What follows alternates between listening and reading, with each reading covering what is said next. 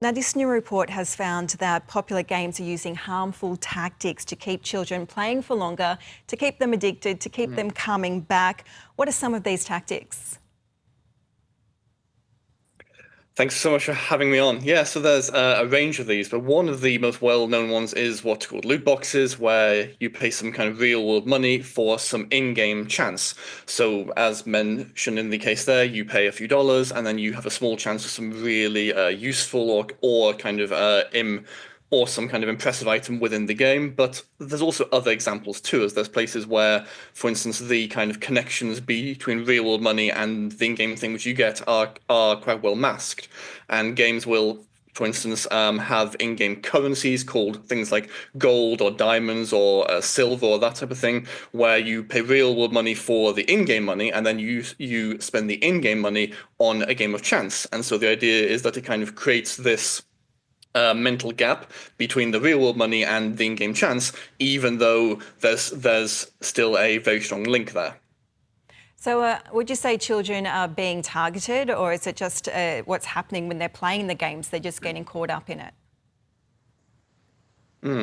I think it's a mix. I think one of the kind of crucial things to keep in mind here is that in the last sort of 5, 10 years-ish, the blockbuster game sector has seen a real shift from the goal being to make great games and make a living doing so, to being to make money and do so via making games. And that might seem like a small shift because in both cases you're trying to make games and make a profit from making those games. But the shift towards the objective of a kind of increasingly corporatized game sector being to make money rather than to make games has had these kinds of slow but quite distinct shifts within how games are made, with this objective being, as shown in the case study which you just put up, to kind of continually bombard players of all age groups with these chances to spend real world money. So the report also had a look at 800 adult gamers, and it found that close to half of them spent money that they didn't intend to. They felt pressured into buying something, or they actually made a purchase by accident without realising it. Are these figures surprising? I'd say they are shocking. I wouldn't say that they are surprising. I'm not particularly surprised that that occurs with so many people. Like I say, the kind of blockbuster game sector has become increasingly skilled in the last 10 or so years at finding increasingly new, increasingly kind of novel ways to extract money from players, but also, of course, ways that kind of skirt around or dodge around legislation and rules and regulations, so on, designed to protect players and users from these sorts of things. And so whilst I think that's a striking figure, it's probably in line with what I would expect now, actually. So what do gamers and specifically parents need to look out for in order to protect their children? Yeah, that's a great question. So there's a range of things. I think that there's some very well-known games, and Roblox is one good example here, which are known to have a lot of these issues in. And I think kind of taking a really good look at what's going on in that game, and for parents and carers, trying to kind of engage and really learn not just how does this game work, but also what is my kid getting out of this game. Because the thing is that a lot of the items and things which you can get from these gambling style in-game systems are things with a lot of status, a lot of prestige, and these are very important for gamers, not just kids, but of all age groups within games. And so making sense of what is the appeal and what's the interest and what's the kind of drive here, I think is really kind of crucial.